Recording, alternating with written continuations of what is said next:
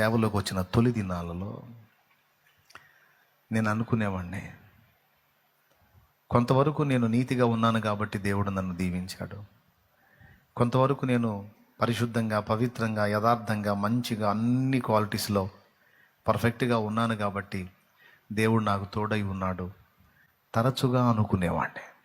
ఏబులాగా feel అయ్యేవాడిని.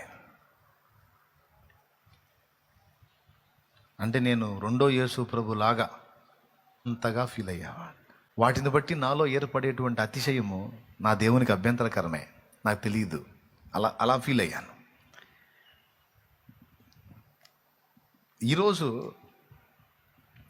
ఈరోజు ఏ కోశానో కూడా నేను దానికి ఒప్పుకోను. మంది వచ్చి ప్రార్థన చేస్తుంటే కాళ్ళు మొక్కుతారు, దూతలే కాళ్ళు మొక్కితే ఒప్పుకోరు. నాకెట్ట కాళ్ళు మొక్కుతారండి? తప్పు కదా. ఎన్నిసార్లు చెప్పినా ఏదో సందు చేసుకొని కాలు మీద చేయి పెట్టిపోతారు. తప్పు కదా, చేయకూడదు అట్లా. ఎందుకంటే నేను నీకేదన్నా మంచిని బోధించానంటే నన్ను వాడుకుంది ఆయన. నా వలన నీకు చెప్పిన బోధ ఉపయోగపడి నువ్వు కాపాడబడ్డావంటే అందుకోసం నన్ను వాడుకుంది ఆయన. నువ్వు ఎక్కడో లైవ్ ద్వారా వీక్షించేటప్పుడు ఏదో 10 మాటలో ఒక మాట నీకు టచ్ అయ్యి నువ్వు చావకుండా బ్రతికావంటే నేరుగా ఆ మాట పలికించి నీ దాకా దాన్ని చేరవేసింది దేవుడు కృప. నేను కాదు. అసలు నువ్వు ఎక్కడున్నావో, నువ్వు ఎవరో కూడా నాకు తెలియదు, కానీ ఆయనకు తెలుసు. నువ్వు ఆయన కృప. నేను చేతులుంచినప్పుడు నీకేదన్నా కార్యం జరిగి స్వస్థత జరిగిందంటే అది నా శక్తి కాదు.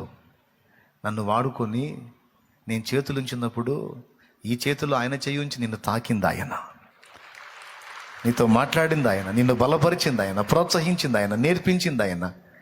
సమస్తం ఆయన కదా. నువ్వు నా పాదం ఎందుకు పట్టావు? నీ వెర్రితనం కదా. నువ్వు నా పాదం ఎందుకు పడుతున్నావు? నాకు తెలుసు నేనేంటో, నేనేమై ఉన్నానో నాకు తెలుసు. నేను ఆయన పాదాలు పట్టుకొని ప్రతిరోజు వేడుకునేది నీ కృప తప్ప ఇంకొకటి ఏది లేదు ప్రభువా, నీ కృపే. ఎందుకంటే నేను అన్ని విషయాల్లో ఏదేది అతిశయకారణంగా ఫీల్ అయ్యాను, అవన్నిటి విషయంలో దేవుడు నాకు పాఠాలు నేర్పాడు. అతిశయిస్తే ఒక్క నన్ను బట్టే తప్ప దేన్ని బట్టి కూడా నువ్వు విర్రవీగటానికి లేదురా బచ్చే అని నేర్పాడు నాకు. హల్లెలూయా, హల్లెలూయా. అతిశయించేవాడు ప్రభువునందే అతిశయించవలెను.